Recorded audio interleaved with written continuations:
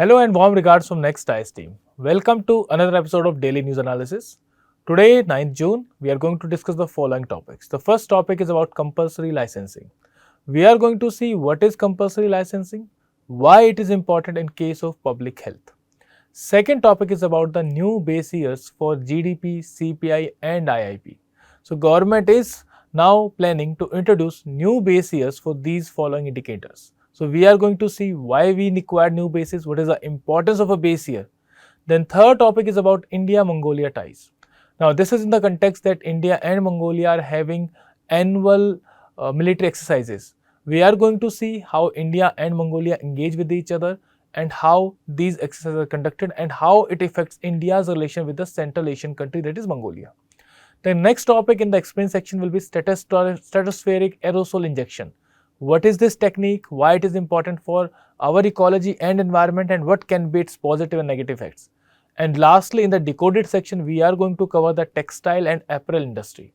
What challenges this industry is facing, what government should be doing about it, and what can be the way forward, and what government is actually doing about it. So let's start with the first topic. The first topic is about compulsory licensing.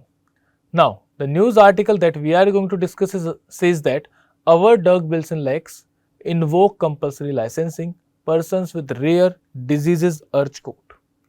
The rare disease simply means that not many people are being affected by these diseases, but these diseases are very long, these are chronic and they are life-threatening diseases. So, they are known as rare diseases. For example, genetic diseases, these are rare diseases. 1 in 1 lakh people may be affected by that.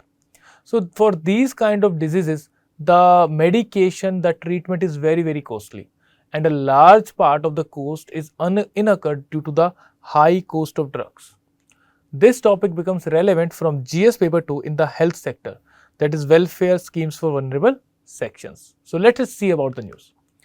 The news is that CPI is now affected with a disease known as spinal muscular atrophy. So, the patient background is CPI. She is a resident of Kerala. She has been diagnosed with spinal muscular atrophy.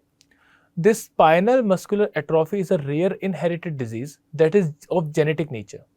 In this, the motor neurons of the spinal cord are getting affected, and it causes progressive muscle weakness as well as wasting. Wasting means the muscles are getting destroyed.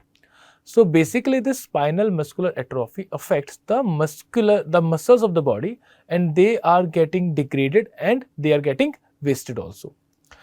Now, the treatment cost for this particular disease is very high.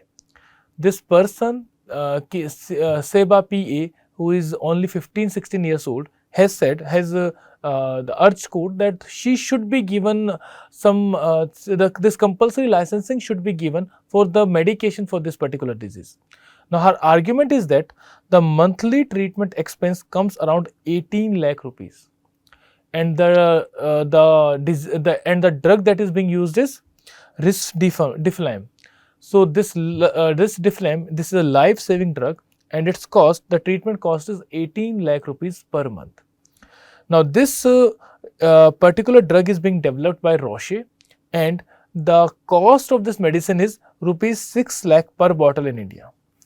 In December 2023, CPI filed a petition in the Kerala High Court, and she urged the High Court that the High Court should give direction to the government that the Section 84 of the Indian Patents Act of 1970 should be revoked. This Section 84 of the Indian Patents Act, it provides for compulsory licensing. Now, we are going to see what is this compulsory licensing. But before that, just a single statement about this risdiplam drug. This risdiplam drug that has been patented by Roche, that is a Swiss company, and it has patent till May 2035. That means for coming 10 years, this drug is being patented by this Swiss company that is known as Roche. Now, what is this compulsory licensing? This compulsory licensing is an authorization given by the government that allows a third party to produce. Third party means the party which is not involved in the research work of the medication. So this third party, any Indian company, is allowed to produce, use, sell or patent the product without the patent holder's consent. Here the patent holder is Roche. The drug here that we are talking about is that this is the risdiplam. So any company can produce this risdiplam, and the authorization will be given by the government, and it will be without the consent of Roche company, that is the original patent holder for this company, for this drug, despite the exclusive rights given by the patent, typically to protect public interest, especially public health. I hope you know about what is patent. Patent is provided that for a particular product, if it has been patented, then the person in whose name or the entity in whose name this patent has been given, only they have the authorization to produce that particular product. So for this drug, that is risdiplam, the patent is given to Roche.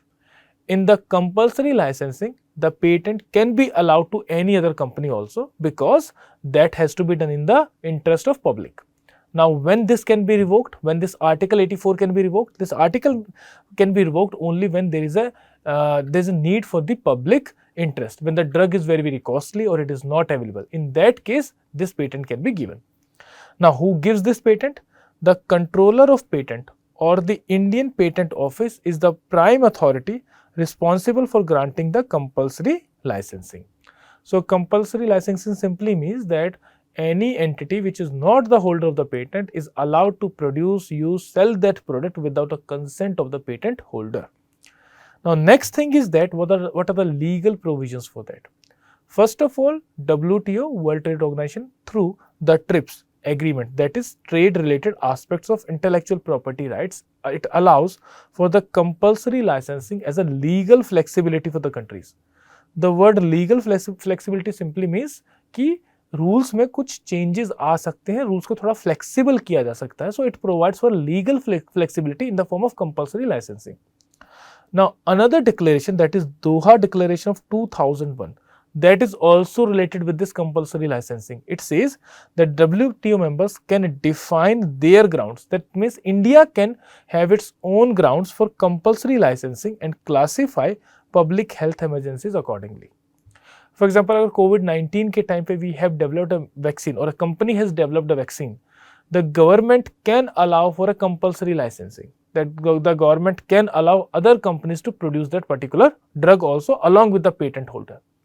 So every country can have its own grounds on basis of which it can provide for compulsory licensing. That has been given by Doha Declaration of 2001. Now, in the context of India, the India's Patent Act of 1970, as we have already discussed here, in the chapter 16, it provides for section 84 that we have discussed in detail about the ordinary compulsory licensing.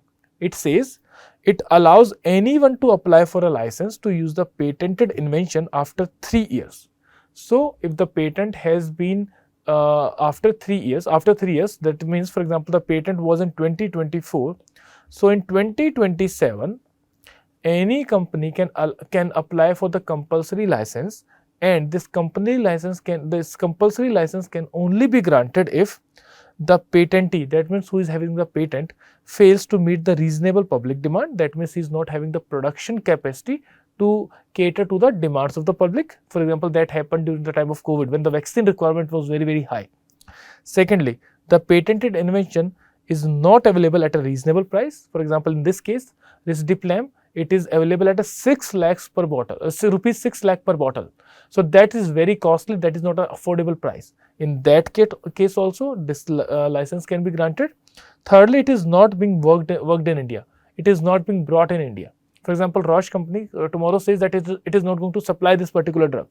So in these 3 cases, when the availability of a drug is not fulfilled in a reasonable manner, in that case, this compulsory license can be granted, and it can be only granted after 3 years the patent has been already given. Now, next thing is the other legal provisions. The other legal provisions include section 92. It is known as government initiated licenses. In this, the central government can issue compulsory license under certain circumstances, allowing the working of a patent without the patentee's consent. So, one manner is that a person can go and can ask that I want a compulsory license. Second is that the government itself willingly is allowing for this compulsory licensing, and that can be done in the case of national emergency, for example, the time of COVID, or extreme urgency, or for public non-commercial use. For these three purposes, the government can suo motu allow for the compulsory licensing. Third one is section 92A, that is export licenses. It means that if we have to supply to any other country, that can also be given. In that case, it allows for compulsory license to be granted for manufacture and export of such products to countries with limited or no manufacturing capacity. For example, some African countries might be there, or some least income countries might be there. For that, we can allow for a compulsory licensing in which the export can be done, particularly for the public health issues like AIDS, HIV, tuberculosis, malaria, or other epidemics. So, in the case of epidemics also, the government can allow for compulsory licensing in which the export has to be done. This provision is intended to comply with the Doha Declaration on TRIPS Agreement and Public Health. So, first thing that we have discussed is WTO. It allows for compulsory licensing. Then we have Doha Declaration, which allows the countries to make that on what grounds it is going to go for the compulsory licensing. Then Indian Patent Acts is there, in which the section 84, section 92 and section 92A. So, these are the major provisions with respect to compulsory licensing. Now, next thing is that what are the prior cases that we had with respect to compulsory licensing. So, only one case is there in which this compulsory license has been granted, that is Nexavar, and the name is Sorafenib. So, for this particular drug, the government of India has granted this compulsory licensing. Now, this is originally used for liver and kidney cancer, and the original patent holder was Bayer, that is a German company. This license was granted to Natco Pharma, that is India based company, and it happened in 2012. The reason was very much genuine one. It was very costly. 2.8 lakh per month was the cost of that, and Natco offered this price at 8,800 per month. So, the cost was reduced multiple times. Then significance is that it is the first and only compulsory license that has been granted by the country. So, this becomes important for us. Next is what are the other drugs that are under consideration. So, one drug is dasatinib, then sitagliptin, then Herceptin, then risdiplam, which we are discussing, and Trikafta. So, these are the other drugs along with the diseases and the applicants and the patent holders for which the applications are under consideration. So, for the first three, dasatinib and sitagliptin and Herceptin, the applications have already been rejected. This risdiplam, it is an ongoing case, and Trikafta, it is also an ongoing case. Now, next thing is that what are the important genetic disorders that are prevalent in India. So, one is thalassemia, that is red blood cell disorder causing anemia due to abnormal hemoglobin production. Second is sickle cell anemia. So, these both are different. In the sickle cell anemia, the hemoglobin defect causing mishapen red blood cells leading to pain and anemia. Third one is spinal muscular atrophy, that is the motor neurons disorder causing progressive muscle weakness. Then we have DMD, it causes progressive muscle degeneration in the boys. So, it is prevalent in boys basically. Then hemophilia, it is due to the defect in the blood clotting of a person. So, this is a blood clotting disorder due to deficiencies in the clotting factors. And lastly, Down's syndrome, it affects the intellectual ability, and there are distinct facial features as well.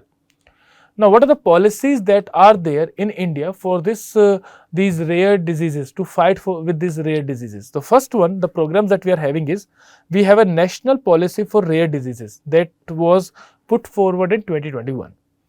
Now, this particular policy it aims to provide financial support and enable access to treatment for the rare genetic disorders. So, this particular policy, that is National Policy for Rare Diseases, is targeted at providing assistance for the persons who are suffering with these diseases. Now, the key features are, first of all, it divides the various diseases in three broad categories: Group 1, Group 2 and Group 3 categories. The Group A categories are, there is a one-time treatment that is possible. So, we can have a one-time treatment like in the case of thalassemia or SMA. In these diseases, only one-time treatment is possible. Second is, long-term or lifetime treatment is required, that is Group B disease. And Group 3 are those which need further research. These are extremely rare diseases. So, in these three categories, first of all, there is division. Now, there will be support for each disease. First one is up to 50 lakh per patient for one-time treatment under umbrella scheme of Rashtriya Arogya Nidhi for families below certain income threshold. So, these are provided for Group 1 disease. Then there is a voluntary crowdfunding portal also, in which we can fund, we can contribute, and it is for diseases not covered under central funding and where long-term therapy is needed. So, these are the important provisions of this national policy for rare diseases. Now, next is the Rashtriya Bal Swasthya Karyakram. In this, there is provision for early identification and intervention for 4 Ds. What are these 4 Ds? First is defect at birth, disease, deficiencies and developmental delays. So, overall it is covering all the things. Now, it also includes genetic disorders like thalassemia, sickle cell anemia, Down syndrome, congenital hypothyroidism, congenital heart diseases. So, all these are included in this also. Next is about sickle cell anemia. National Sickle Cell Anemia Elimination Mission 2023-24/7. Now, what is the objective here? To eliminate sickle cell disease among the tribal populations by 2047. Why 2047 is important? Because we are going to complete 100 years of independence in 2047. That is Amrit Kaal. So, by that time, we want that our population should not be suffering with sickle cell anemia. What are the key initiatives here? First of all, universal screening of the 7 crore people 0 to 40 years in tribal areas. Then genetic counseling and community awareness that will be provided here, and free treatment and nutrition support will also be provided. So, there is screening, there is awareness and there is treatment. All the 3 elements are being catered under this initiative. Next is ICMR, that is Indian Council of Medical Research Initiatives. So, they are focusing on research and screening. They are providing support for the rare diseases registries that people can register there. Then newborn screening pilot programs are being run by them. Then development of cost-effective genetic testing methods are also being developed by this particular organization. Now, based upon the discussion, you have to attempt the MCQ and you have to post your answers in the comment box. The next topic that we are having is about base year. Now, why we are having this news? Because Ministry of Statistics and Program Implementation Secretary Mr. Saurav Garg has said that from next year we are going to have new base year for the following key economic data sets, that is GDP, IIP and CPI. This topic is relevant from GS paper 3 in the Indian economy, planning and inflation. Now, let's see about the news. First of all, what is base year? Base year is any reference year which is used to measure the real growth in national income by accounting for inflation. That means that base year is an year from which we actually start calculating the things. It acts as a benchmark for calculating GDP and coastal prices, and base year is used for IIP also, CPI also.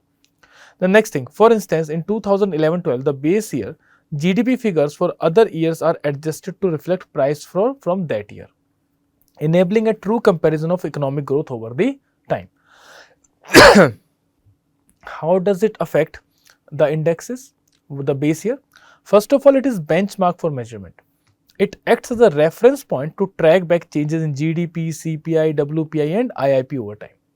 Second thing is that it adjusts for the inflation, because every year the prices are increasing And if we want to see what actual increase in production we had, what actual increase of work we had in the last year, we need to see from a base year.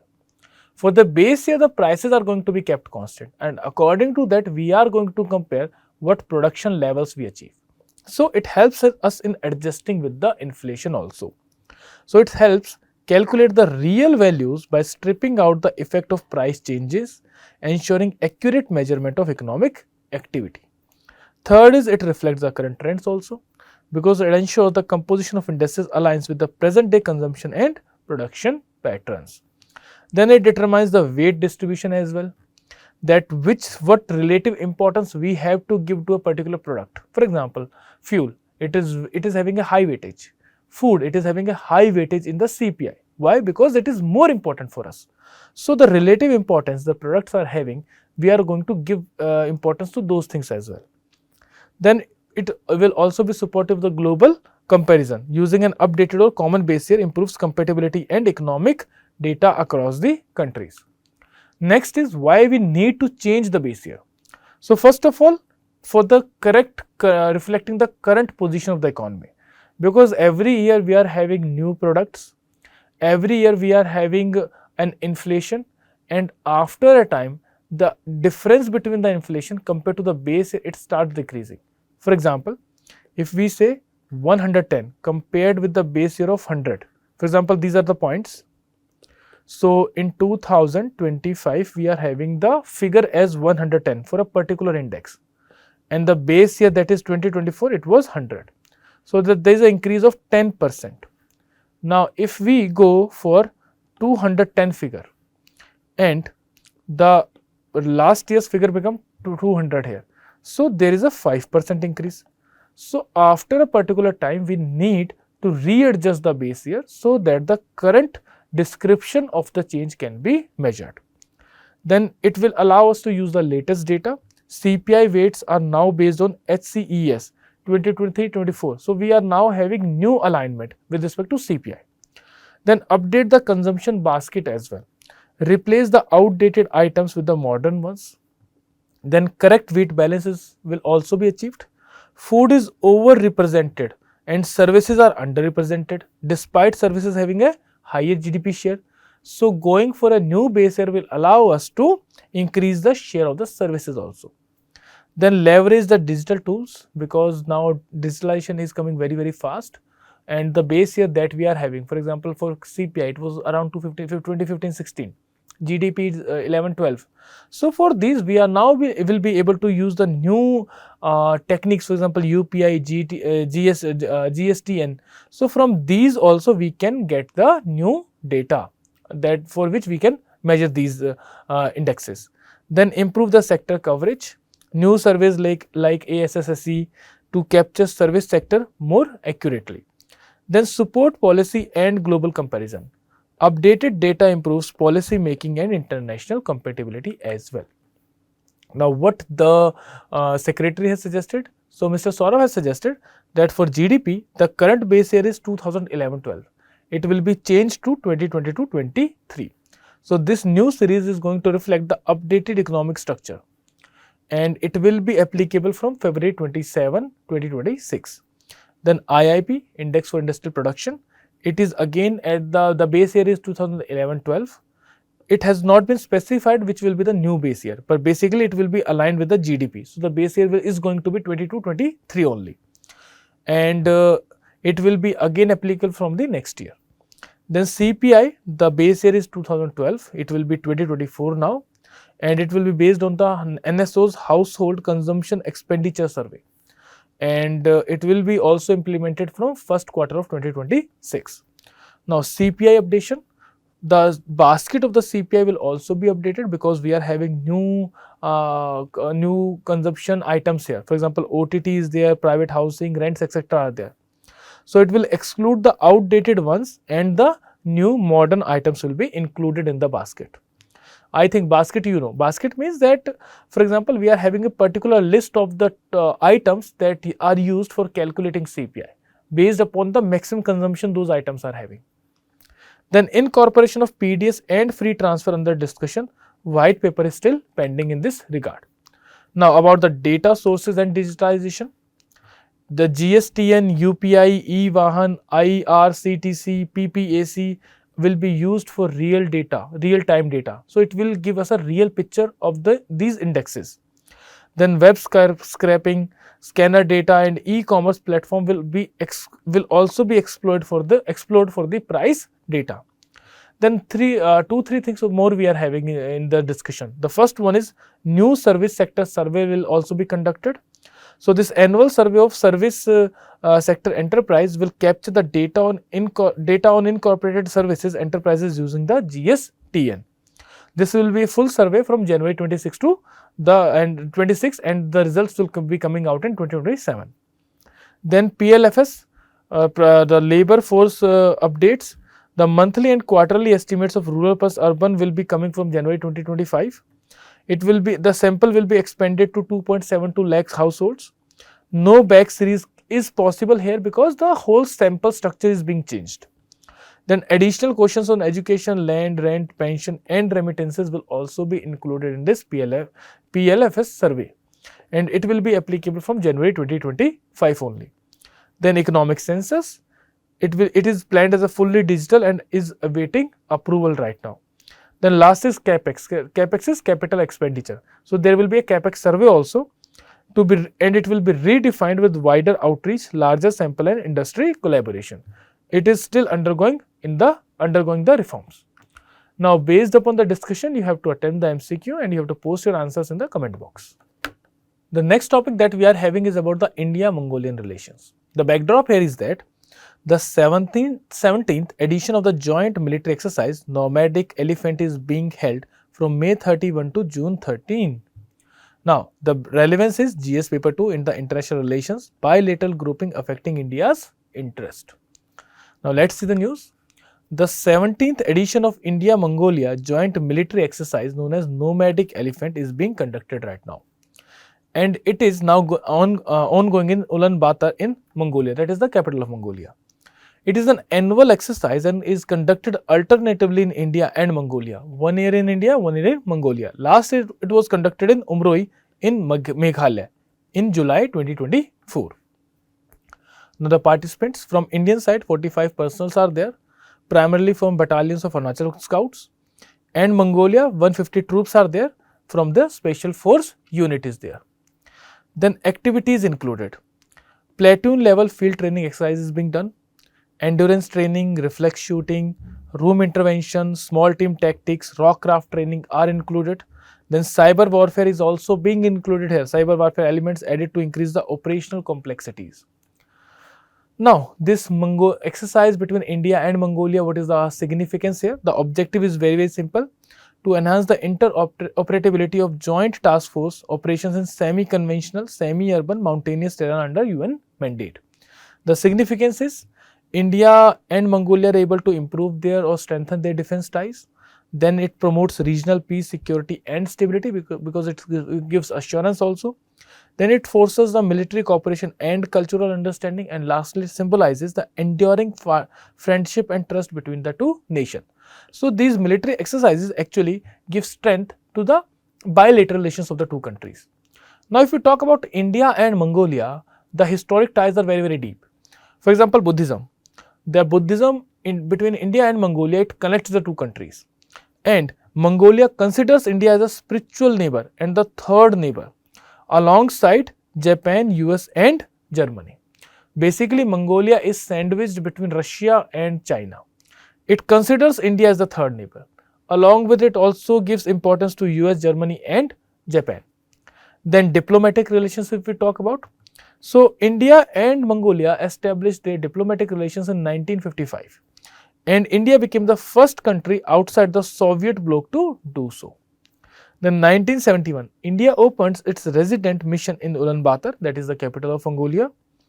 In 2015, our Prime Minister visited Mongolia, and this relationship was elevated to the strategic partnership between India and Mongolia. Then Mongolia was included in the India's Act East policy as well. So we are focusing upon this country.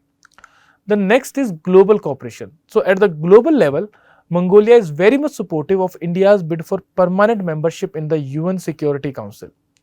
India played a key role in securing Mongolia's membership in UN and other global forums. So India was one of the key players in which helped Mongolia in securing their position or being a member of UN. Then India supported Mongolia's inclusion in non-alignment movement as well. Now, if we talk about the economic relations, so the trade is not much. India is actually having a trade surplus that goes to 2.81 million, and out of which India exports 2.82 million to Mongolia, and Mongolia actually exports around $2.47,000 to India. So basically there is a trade surplus of 2.81 million. Now India is also constructing a 1.2 billion oil refinery in Mongolia, which will be catering to the 75% of Mongolia's fuel needs. Then top exports from India include iron and steel products, drug formulations and cereal preparations. The next is what India is importing from there. So the imports from Mongolia to India are very low. They are 2.47 thousand only dollars, and it was zero earlier. Then top imports include molded or extruded goods, other commodities and woolen yarn and fabrics. Now about defense cooperation, India and Mongolia are having an annual military exercise, that is nomadic elephant. Secondly, Mongolia also conducts one annual exercise that known as Khan Quest, and it is a multilateral exercise. So many countries are there. So India also participates in this exercise. Then if we talk about the environmental collaboration, so both actually are supportive of the Bishkek Declaration, focusing on conservation of snow leopards and mountain ecosystem. Now this was all about India and Mongolia. Now you have to attempt this MCQ and you have to post your answers in the comment box. Now the fourth topic that we are having is about the climate change. Basically, in this news article that says that new study makes controversial weather tweaking idea more realistic. So it simply means that a new study has been conducted which says that we have an alternative to find the climate change. One method that we are having is we have to reduce the emission. Second is that we have to grow more trees so that those emissions can be absorbed. Now one more method has been suggested, and there is studies going on that. That method is known as the Stratospheric Aerosol Injection. So we are going to discuss about that particular method. Now the backdrop here is that some researchers have proposed the use of technologies to directly cool the planet rather than bank on reducing emissions alone. So a multi-pronged approach can be adopted here. One, we can reduce the emissions. Secondly, we can also tweak the weather. We can actually check the incoming solar radiations and we can reflect them back directly from the atmosphere itself. So if the rays are not reaching the Earth's surface, that means there will be less global warming in the world. Now this topic becomes relevant from GS1 in the geography and climatology topic and GS3, that is global warming, in the environmental section. So let's see about it. First of all, what is the news? The news is about stratospheric aerosol injection. What this news says? This is a solar geoengineering method. What is a solar geoengineering method? It means that the incoming solar radiations are now being somehow engineered. What do we mean by engineering? Engineering simply means we are now manipulating, or we are now actually tackling how these radiations are reaching to the Earth. Now in this solar geoengineering methods, we are able to control the amount of radiations that are coming to the Earth. Controlling means कि कितनी आ रही हैं, हम उसको ज़्यादा भी कर सकते हैं, कम भी कर सकते हैं, उस चीज़ पे ये वर्क करते हैं ये मेथड, जिन्हें बोलते हैं solar geoengineering method. In this, one important method is stratospheric aerosol injection, for which we are going to talk about. Now this method involves injecting aerosols in the stratosphere to reflect sunlight and cool the earth. ये simply किस पे work करता है कि मान लो this is our sun और यहाँ से आती हैं radiations अर्थ के ऊपर. Now कुछ radiations directly पहुँचती हैं, कुछ radiations atmosphere से reflect back भी होती हैं, कुछ बादलों पे टकराती हैं और बादलों से ऊपर वापस चली जाती हैं. So now this technique says that हम यहाँ पे ये हमारा हो गया ट्रोपोस्फियर और ऊपर वाला पोर्शन हो गया स्ट्रेटोस्फियर. तो स्ट्रेटोस्फियर के अंदर क्यों ना हम कुछ एरोसोल्स को, why don't we add some aerosols here so that the light hit them and its light is reflected back. So as a result, the amount of radiations that are reaching to the Earth's surface are getting reduced. When the amount of heat radiations are getting reduced, that simply means there will be less heating in the Earth atmosphere. So this particular solar geoengineering method is working upon this particular phenomena. Now, why the inspiration we have got is from the volcanic eruption, Mount Pinatubo in 1991, which showed temporary cooling effect when the volcano erupted, and it was due to the sulfur dioxide that was there when the eruption happened. This sulfur dioxide has the capability to reflect back the radiations. So we are working upon this thing only. The recent study highlights, it was published in the Earth's Future, and the study was led by Alistair Duffrey. It stimulates the low altitude SAI using existing aircrafts. It focuses on polar and extratropical regions where the stratosphere is low. I think you know that on the Earth, the troposphere or the tropopause is at greater height at the equator, and at poles it is just at the height of 8 kilometers, and at equator it is at the height of 18 kilometers. Now, the key findings include here that by injecting 12 million tons of sulfur dioxide per year at an altitude of 13 kilometers in spring and summer in each hemisphere can cool the Earth by 0.6 degrees Celsius. Overall, we are targeting that we should not be breaching 1.5 degrees Celsius of global temperature.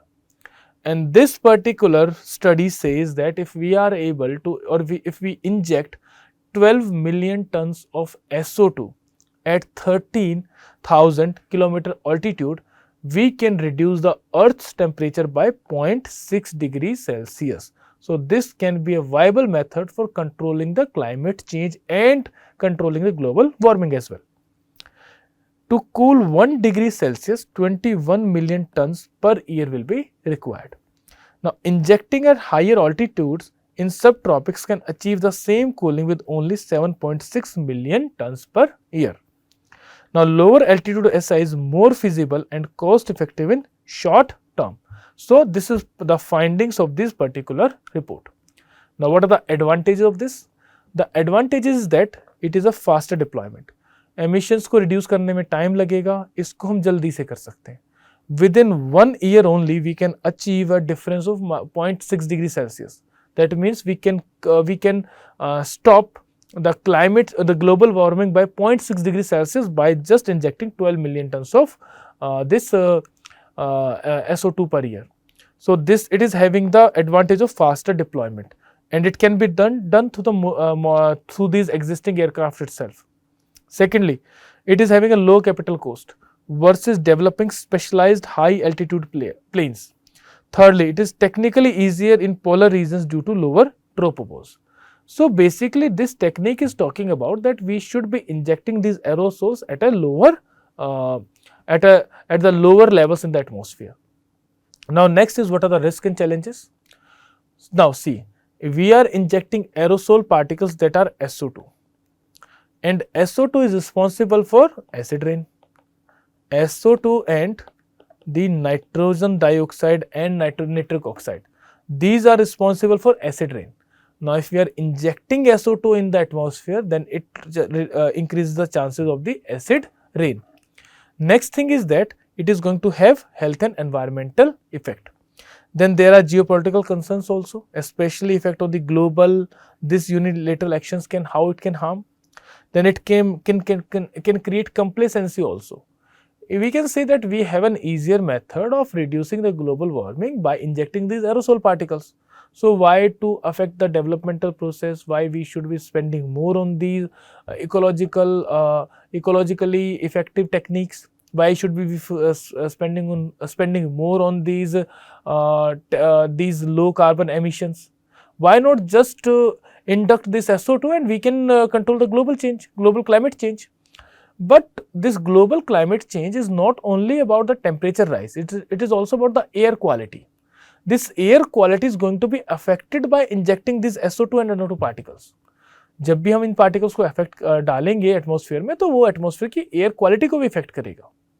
Secondly, हमारी complacency आ जाएगी, हम फिर emissions को control करना बंद कर देंगे. Because of that, CO2, carbon dioxide, carbon monoxide will be the levels are going to increase in the atmosphere, and these are going to have serious health repercussions.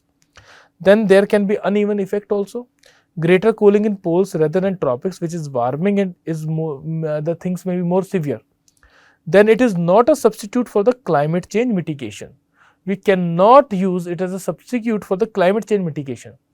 The best scenario for use of these SO2 injections can only be when we want faster results, but it should be just for controlling. It should not be used in a regular manner. वो सिर्फ extreme case में use होना चाहिए. It should not be in a regular manner. For a long term sustainability, we should be focusing upon climate change mitigation as well as controlling the emissions. That is the key here. Now you have to attempt this MCQ and you have to post that in the answer in the comment box. Now it's time for decoding the editorial. The topic that we are having today is about textiles and the apparel industry. Now the topic here states that, tailoring a secret, the garment industry needs export-oriented incentives, not just encouragement to produce more. So basically, this topic is focusing upon the sales side. What our policies have been focusing upon are on the production side, how we can reduce the production cost. We should also be focusing upon how we can improve the exports of these textiles and apparel. So that is what the writers are talking about. Now the backdrop here is that need for export oriented incentives for the garment industry. Secondly, what is the relevance? Relevance is GS paper 3 in the economy section. Now let's move here to the topic. Now first of all, what is the significance of the textile and apparel industry for the country? First of all, its contribution to GDP. 2.3% of the GDP comes out from this particular industry. Then second is about the environment. It employs 45 million people. Third is about the export value. We are able to export $34.4 billion worth of the apparel and textiles in 2023-24. Then the industrial production is also there. It accounts for 13% of the total industrial production. And lastly, the MSME cluster. 80% of the capacity in MSME cluster comes from this textile and apparel industry. Now, what are the major challenges that this industry is facing? The first one is high production and raw material cost. That is very, very important. The raw materials that are being used are very costly, as well as the production cost is very high. How? The polyester is 30 to 33% to 36% costlier in India as compared to China. So there we are losing price competitiveness. The domestic cotton prices also exceed global levels by around 10%, with volatility due to climate and policy shift. Second, lack of sale. Over 80% of India's apparel units are MSMEs. However, China and Vietnam have built large-scale export-oriented factories backed by integrated production system. So the positive effect of scalability is not observed in the country. Mostly, our industry is based on MSME. Small industries are there, which are less efficient, which are not able to utilize the scalability principle. That is the second reason. Third is export competitiveness and trade barriers that we are having. India's share in textile and apparel global trade remains low at 4.2% only. And at one time, we were the leaders in this sector. The lack of free trade agreements via key markets increases tariffs. For example, Bangladesh and Vietnam are having duty-free access that is boosting the competitiveness of these countries, and India is lacking on that part. Then regulatory and procedural hurdles are also there. India is famous for red tapeism. The cumbersome export compliance, labor laws, they hinder the scalability. Many of the MSMEs don't want to grow because as soon as they grow, they reach to the medium category or they reach to the category of a big industry, and then the compliance burden comes on them. The tax compliance, the labor compliance, various burdens come on them. The outdated technologies and infrastructure that is being employed by us. Many units rely on old machinery leading to inefficiencies and inconsistent quality. And lastly, labor shortage and skill constraints are also there. Industry grapples with the skill shortages and work preference for informal, less regulated sector. India's 52 central labor laws have created rigidities discouraging formal hiring and scaling. Then one more issue is there of the sustainability and ESG pressure. What is this ESG pressure? ESG stands for environmental, social and governance pressure that is coming from the European countries. Now they want to go for ecologically sustainable means, and that's why they are asking the companies that your method of production should be sustainable, environmentally sustainable. So global buyers insist on traceability, renewable energy and zero liquid discharge standards. For example, EU's eco-design regulation mandates strict environmental and sustainability standards. This European Union's eco-design regulation is important. You can use in multiple areas this particular regulation. Then credit access and financial vulnerability is another issue here. India's average borrowing cost is 9%, and it is significantly high as compared to China, which is having 3 to 3.5%. Even Vietnam is having a lower cost, 4.5%. So these are the challenges which this sector is facing. Now, what are the government initiatives here? The government is trying to speed up this sector, to give push to this sector. For example, production linked incentive scheme was launched for textiles also. Its objective was to boost production and man-made fibers, apparels, fabric and technical textiles to enhance scale and global competitiveness. Financial support for large-scale textile and manufacturers was also provided. Then PM Mitra, mega integrated textile region and apparel parks to develop world-class industrial infrastructure for textile manufacturing value chain. Then 7 parks have been established in Gujarat, Maharashtra, Madhya Pradesh, Tamil Nadu, Karnataka, UP and Telangana. Then one more scheme we are having, ATUFS, Amended Technology Upgradation Fund Scheme. Its objective is to facilitate credit flow for technology upgradation in MSME driven textile industry. Incentives, capital subsidies for technology upgradation. Then we have Samarth scheme, that is scheme for capacity building in textile sector. These schemes become important. The question can be directly asked, which of the following schemes are related with textiles? So Samarth is there, ATUFS is there. It and PM Mitra is also there. Provide skill training to workers in the textile industry in partnership with the Ministry of Skill Development and Entrepreneurship. As on March 27, 2025, 4.78 lakh users have been registered in the Samarth portal. The next is TCDS scheme, that is Textile Cluster Development Scheme. There will be development of cluster. So its objective is to create integrated workspaces and linkages based ecosystem for existing and potential textile units or cluster to enhance operational and financial viability. As on March 18, 2025, approximately 1.22 lakh employment opportunities have been generated under this scheme. The National Technical Textile Mission is also there to boost the technical textile sector in the country. Its focus areas are research, innovation and development, promotion and market development, education and skilling and export promotion also. Now, what other steps have been taken to promote the exports in the textile and apparel? So, first of all, rebate of the state and central tax levies, ROSCTL. It will to all embedded states and central taxes and levies have been exempted, these exports. Then free trade agreement. India has so far signed 14 free trade agreements, included agreement with UAE, Australia, TAPA, Trade and Economic Partnership Agreement with EFTA, European Free Trade Association countries.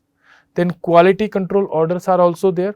They are issued to regulate the quality and curb the substandard imports so that India can actually take care of this competitiveness. Then Textile Advisory Group on Man-Made Fibers is also there to deliberate and make recommendations on the issues and concerns of the sector. And Export Promotion Councils have also been established. 11 EPCs are representing various segments of the textile and apparel value chain, fiber to finished goods, as well as traditional sectors like handloom, handicrafts and carpets. Now, what else should we be doing? First of all, we need to make the capital affordable and accessible. When the capital is affordable and accessible, then only more investment can be there. Then only more modernization can be there. If a particular entity or if a particular industry wants to buy new machinery, they need this capital. So it should be affordable, it should be accessible.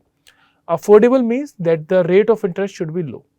Accessible means that the paperwork, the red tapeism should be minimum. Then tax holidays can also be there. Offer a 5 to 7 year tax exemption so that they are able to save more and they are able to invest more. Then introduce flexibility in the labor laws and subsidies. Simplify the laws. Reform India's 52 labor laws to enable formal hiring, informal hiring and scaling. Then labor subsidies via Manrega. Link 25 to 30% of Manrega funds to subsidize garment unit labor cost, boosting competitiveness and generating sustainable employment. Then scale skilling schemes like Smarth. We need to scale them. We need to increase the people that we are training. So provide demand-linked short cycle training, especially for women, to address low female participation and youth unemployment. Then what else we should do? Develop the garment-focused PM Mitra parks. So convert at least 2 of the 7 planned PM Mitra parks into garment-focused manufacturing hubs, especially in states UP and MP, leveraging lower labor cost and reducing the migration to the south. Then shift to export-linked incentives. Move from one production-linked incentive schemes to reward global competitiveness and export performance. Support firms capable of competing internationally, not just producing domestically. Now, this was about this particular textile and apparel sector. Now, you have to attempt this mains answer and you can post in the comment box. With this, we conclude the discussion for the day. Thank you.